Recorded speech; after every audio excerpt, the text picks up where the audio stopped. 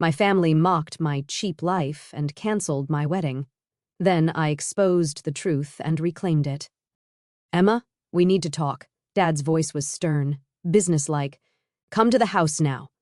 I knew this wasn't good.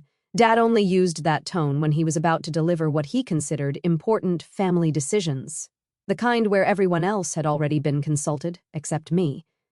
20 minutes later, I walked into the familiar living room of my childhood home. Mom sat rigid on the leather sofa, her lips pressed into a thin line. Dad stood by the fireplace like he was addressing a board meeting.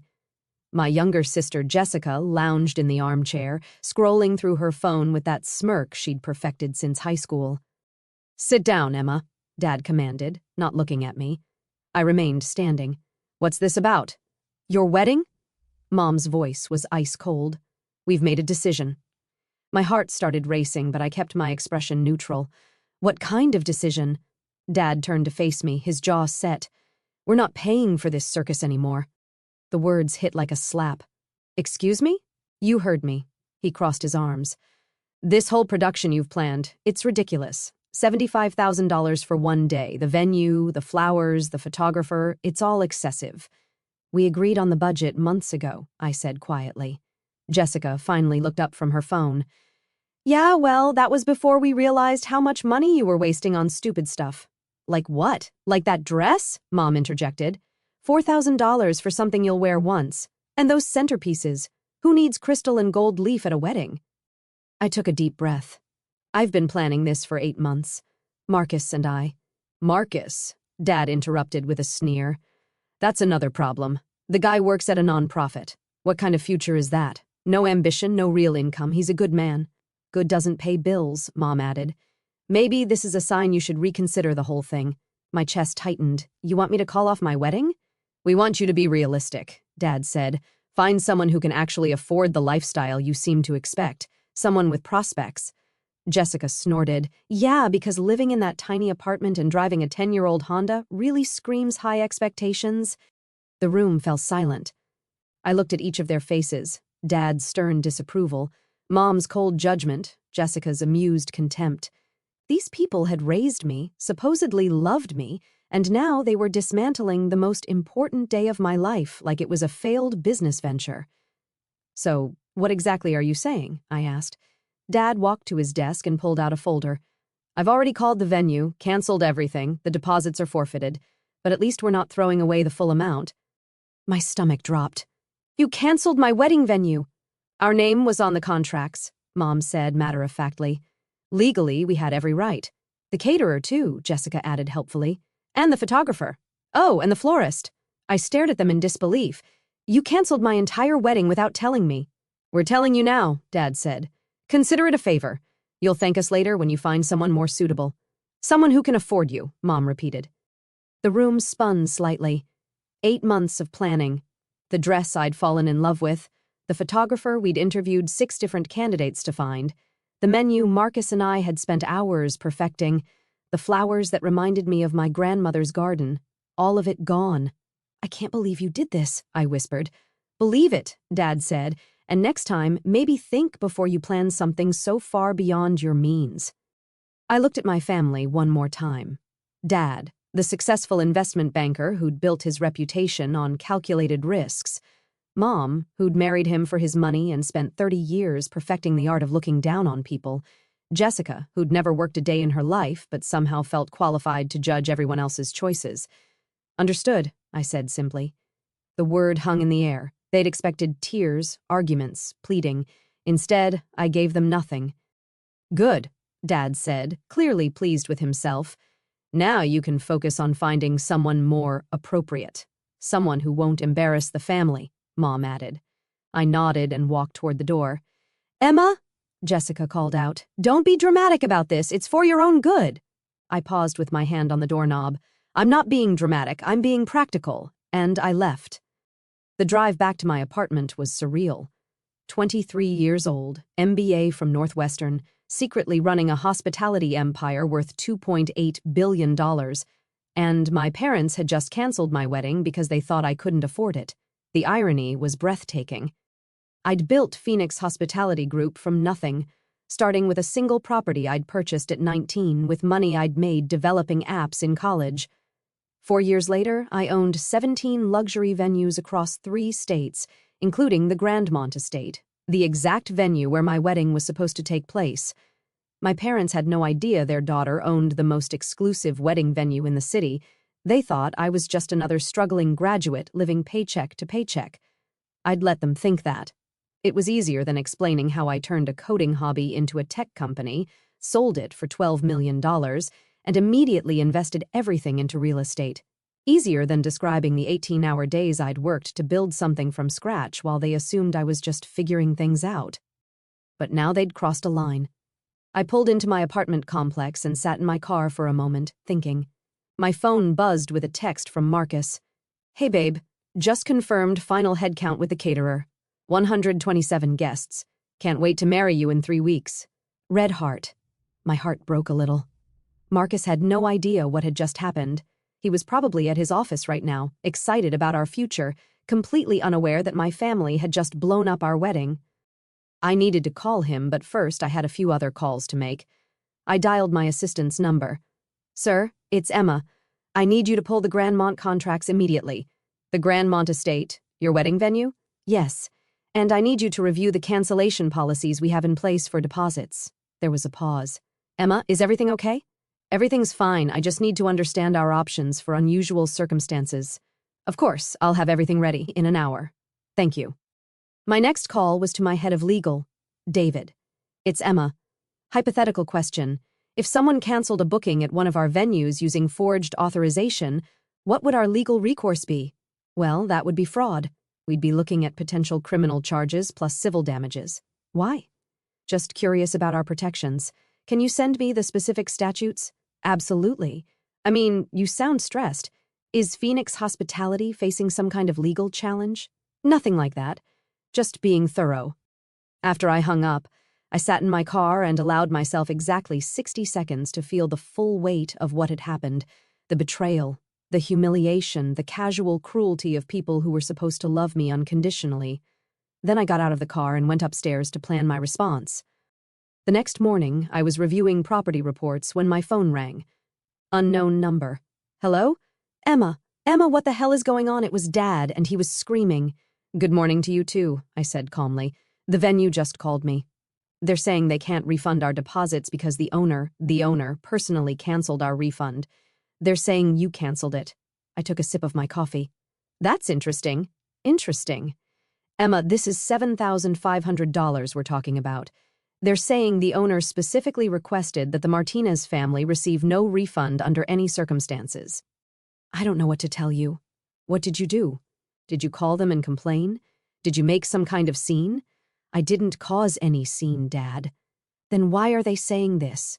The venue manager kept talking about direct orders from ownership and non-negotiable policies. "And Emma, what the hell did you tell them?" I leaned back in my chair. Through my office window, I could see the Grandmont estate in the distance, its elegant grounds sprawling across 40 acres of pristine lakefront property. "I didn't tell them anything they didn't already know," I said. "That's not an answer, Emma. You need to fix this right now. Call them back and straighten this out." "I don't think I can do that." "What do you mean you can't? The owner's decision is final." There was a long pause. "Emma, how do you know what the owner decided?"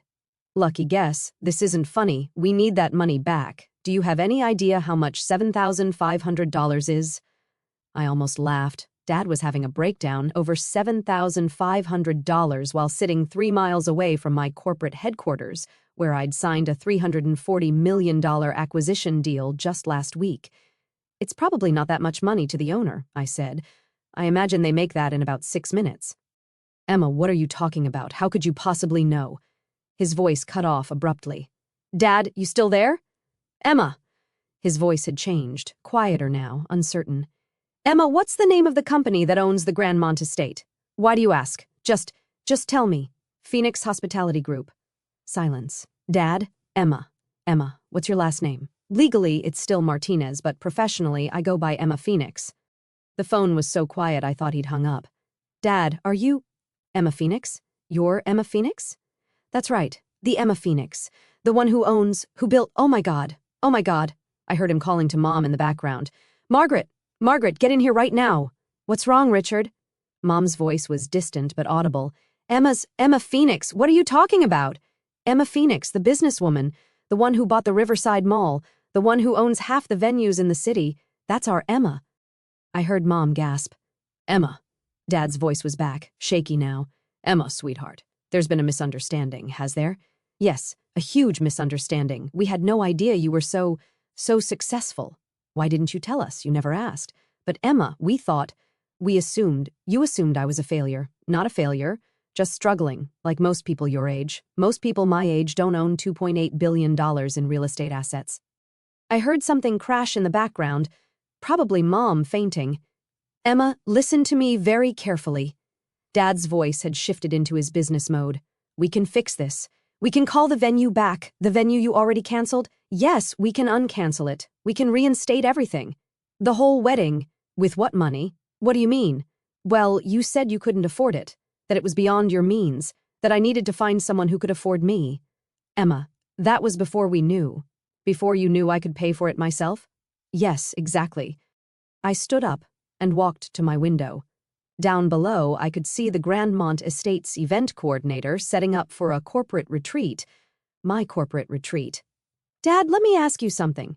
If I were still just regular Emma, living in my apartment and driving my old Honda, would you have reconsidered? Would you have called me this morning and said, you know what, Emma, we were wrong. We love you and want you to be happy regardless of money? Longer pause. Would you have apologized for humiliating me in front of Mom and Jessica? For canceling the most important day of my life without even discussing it with me first? Emma, please. The answer is no, Dad.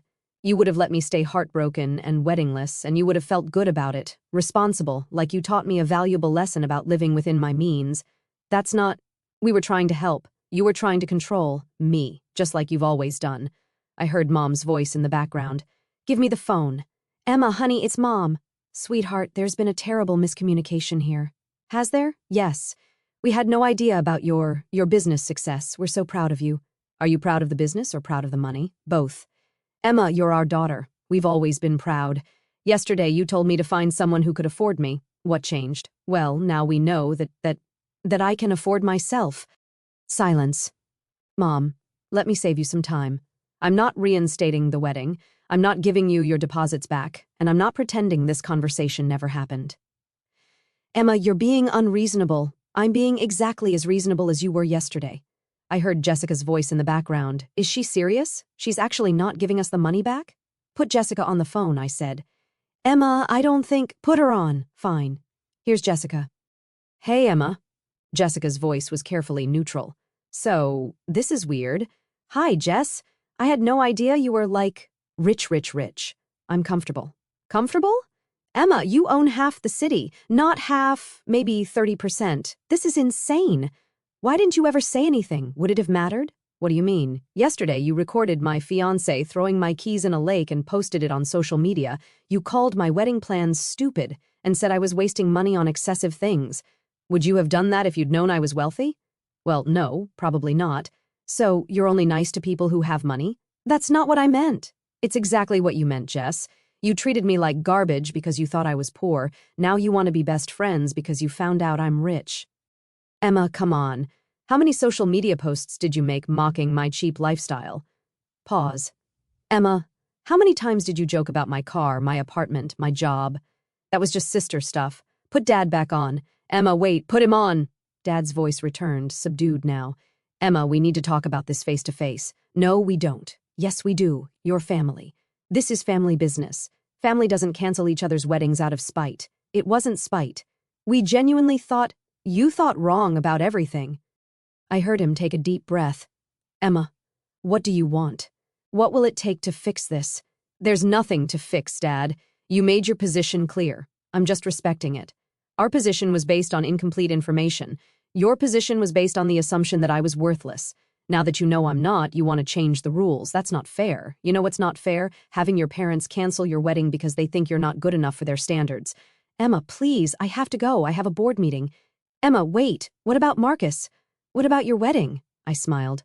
What about it? Are you still getting married? Of course. Where? Same place, same date, same time. But how can you? We canceled everything. You canceled the booking that was in your name. You never had any authority over the booking in mine. Silence.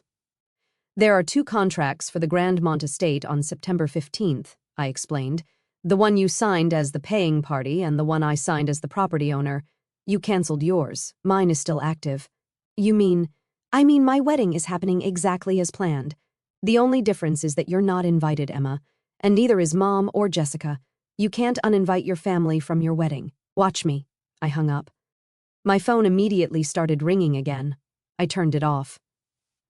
An hour later, Sarah knocked on my office door. Emma, there are some people here to see you. They say they're your family. I looked up from my laptop. Tell security to escort them off the property. Are you sure? Positive. 20 minutes after that, my personal phone buzzed with a text from Marcus. Babe, your dad just called me. He's very upset. He says there's been some kind of family emergency about the wedding. Should I be worried? I called him immediately. Marcus, hi Emma, what's going on? Your dad sounded like he was having a breakdown. It's a long story. Can you come over tonight? I need to tell you something. Of course. Are you okay? I'm better than okay. I'll explain everything. That evening, I told Marcus the whole story. About Phoenix Hospitality Group, about the $2.8 billion empire I'd built in secret, about my family's betrayal and their frantic attempts to backtrack once they learned the truth. He listened without interrupting, his expressions cycling through confusion, amazement, and finally anger. They canceled our wedding because they thought you were poor, he said finally. Essentially, yes. And now they want back in because they found out you're wealthy. That's the general idea. He shook his head. Emma, that's horrible. I'm sorry I never told you about the business. I wanted to be sure you loved me for me, not for what I could provide. Are you kidding? I'm not upset about the money. I'm upset about how they treated you. He took my hands. Emma, you're getting married in 3 weeks. You should have your family there. They made their choice. People make mistakes. This wasn't a mistake, Marcus. This was who they really are when they think no one important is watching. He was quiet for a moment. What do you want to do? I want to marry you at the Grandmont estate, surrounded by people who actually care about us. I want to start our life together without the toxic influence of people who only value me when I can benefit them. Are you sure? I've never been more sure of anything. The next morning, I drafted a formal letter to my family. It was delivered by courier at 9:00 a.m. sharp. Dear Dad, Mom, and Jessica, thank you for clarifying your feelings about my life choices and my value as a family member. Your decision to cancel my wedding without consultation has saved me years of wondering whether you truly supported my happiness or simply tolerated it when convenient. Please consider this my formal notice that you are no longer invited to participate in my wedding or any future life events. This decision is final and non-negotiable. For the record, I built Phoenix Hospitality Group from nothing while living in that tiny apartment you all mocked. I worked 18-hour days for 4 years to create something meaningful while you assumed I was simply failing to meet your standards. The fact that you now want to celebrate my success after trying to sabotage my happiness tells me everything I need to know about your character. Marcus and I will be married as planned on September 15th. We will build our life together surrounded by people who value integrity over wealth and love over status. I wish you well in your future endeavors. Sincerely, Emma Phoenix, CEO, Phoenix Hospitality Group. The wedding was perfect. Marcus and I exchanged vows on the terrace overlooking the lake, surrounded by 127 people who genuinely cared about our future. My college roommate Sarah served as maid of honor. Marcus's brother Jake was his best man. The flowers were exactly what I'd dreamed of, white roses and baby's breath that reminded me of my grandmother's garden. During the reception, as I danced with my new husband under lights strung between ancient oak trees, I felt something I hadn't experienced in years around my family. Pure, uncomplicated joy. My phone, tucked away in the bridal suite, had 47 missed calls and 23 voicemails from various family members. I deleted them all without listening. 6 months later, I received a formal apology letter from Dad. It was 3 pages long and mentioned my impressive business acumen 14 times. He requested a meeting to discuss our family's future relationship. I sent back a single sentence. Some bridges, once burned, cannot be rebuilt. A year after that, Jessica reached out through LinkedIn asking if Phoenix Hospitality Group had any entry-level marketing positions available. The message included a lengthy explanation about how much she'd grown as a person and how sorry she was for not recognizing my incredible achievements sooner. I forwarded her resume to our HR department with a note, "Please file under Do Not Hire." Today, Marcus and I live in a beautiful home overlooking the lake, about 10 minutes from the Grandmont estate. We host dinner parties for friends who knew us when we were just a nonprofit worker and a girl with a laptop building dreams in a tiny apartment. Sometimes I'll drive past my parents' house on the way to a business meeting. Their cars are older now, their lawn less perfectly maintained. I've heard through mutual acquaintances that Dad's investment firm has struggled since the market downturn. Mom has started working part-time at a boutique. I feel no satisfaction in their struggles, but I feel no guilt about their absence from my life either. They taught me an invaluable lesson about unconditional love. It's only unconditional if it doesn't depend on your bank account, your career success, or your ability to meet someone else's definition of worth. My wedding was exactly the circus they said it was, a beautiful, joyful celebration of two people who chose each other without conditions, and I paid for every penny of it.